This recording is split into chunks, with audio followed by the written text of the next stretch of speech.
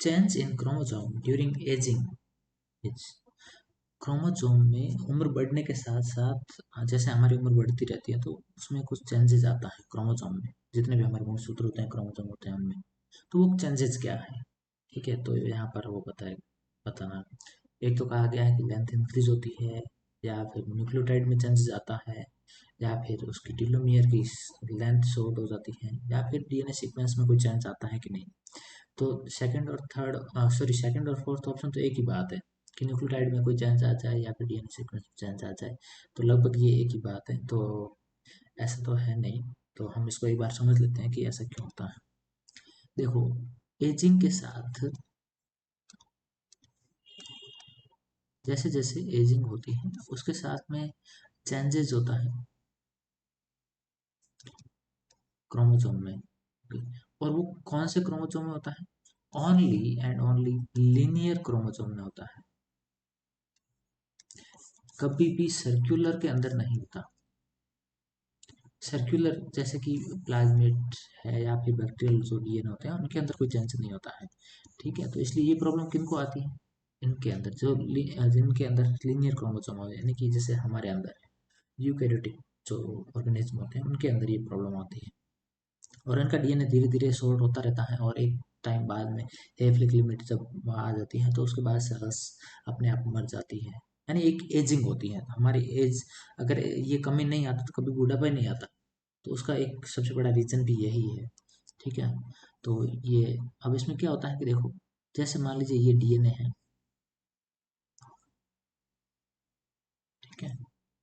अब मैं अगर बात करूं कि ये इसका एक कोई सेगमेंट है, और इस सेगमेंट के ऊपर यहाँ पर मान लीजिए कोई अ, इस तरह से कोई पॉलीमरेज जुड़ जाता है और वो इस तरह से चलना शुरू करता है, ठीक है।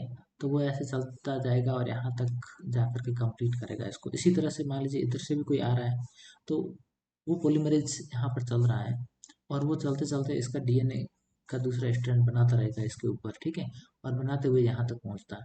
लेकिन यहाँ जो किनारे होते हैं इनके, ठीक है, जैसे ये जो किनारे वाला है, अब क्या होता है कि इस रीजन में यहाँ पर पॉलीमरेज जब पहुँचता है, जैसे ये पॉलीमरेज है, यहाँ पर पहुँचा, पहुँचने के बाद अब क्या आगे बढ़ पाएगा? नहीं, आगे नहीं बढ़ पाता है। क्योंकि अगर वो आगे बढ़ पाएगा तो एक तो स्लिप हो जाएगा, क्योंकि उसको आगे चलने के लिए बेस भी तो चाहिए। जैसे आप भागते हुए जा रहे हो और अचानक से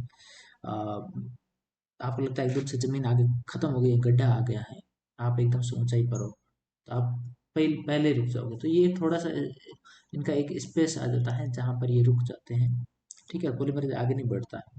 तो ये जो शॉर्ट स्ट्रेच होता है एक छोटा सा, ठीक है, हालांकि इसके और भी मतलब पूरा बड़ा प्रोसेस है, हम वहाँ डिटेल डिस्कस नहीं कर रहे कि ये कैसे होता है, ठीक है, इसका न्यूक्लियोटाइड सीक्वेंस वगैरह सब चीज़ें डिसाइड करती है। तो ये जो है इस रीजन के अंदर इसका रीजन का जो ये आगे वाला पोर्शन है उसको कभी भी ये बना नहीं पाता। जब इतना रीजन वापस से नहीं बनता तो नेक्स्ट जिस जनरेशन में ये डीएनए जाएगा उसके अंदर तो डीएनए की क्वांटिटी कम होगी, थोड़ा सा इसका मतलब यहाँ पर थोड़ी सी उसकी मात्रा कम हो जाएगी डीएनए की, ठीक है। फिर और अगले सेल डिवीजन के अंदर फिर कम हो जाएगी, फिर कम हो जाएगी। तो ऐसे करते करते एक केस ऐसा आएगा जब डीएनए धीरे धीरे करते करते इतना खत्म हो जाएगा कि मतलब उसके पास मेन फंक्शन खत्म हो जाएंगे सारे, ठीक है। तो जब मेन फंक्शन ही खत्म हो जाएगा तो इसको बोलते हैं फंक्शन लॉस, ठीक है। तो जब डीएनए का फंक्शन लॉस हो जाएगा तो इसलिए क्या होता है, धीरे धीरे एजिंग आने लगती है, बुढ़ापा आने लगता है, ठीक है। और ये हर सेल की एक अपनी फिक्स स्टेज होती है, सेनेसेंस आता है, ठीक है, और इसी वजह से जो है बुढ़ापा भी आता है। तो ये एक, और ये जो लास्ट वाला रीजन है इसको, ये एंड सिरे होते हैं डीएनए के, इसको बोलते हैं टीलोमियर। इनको क्या बोलते हैं? टीलोमियर। तो टीलोमियर जो डीएनए के सेगमेंट होते हैं उन टीलोमियर के अंदर कमी होती है, ठीक है। और इसको अगर बनाए रखना है तो कौन सा एंजाइम काम आता है? टीलोमरेज।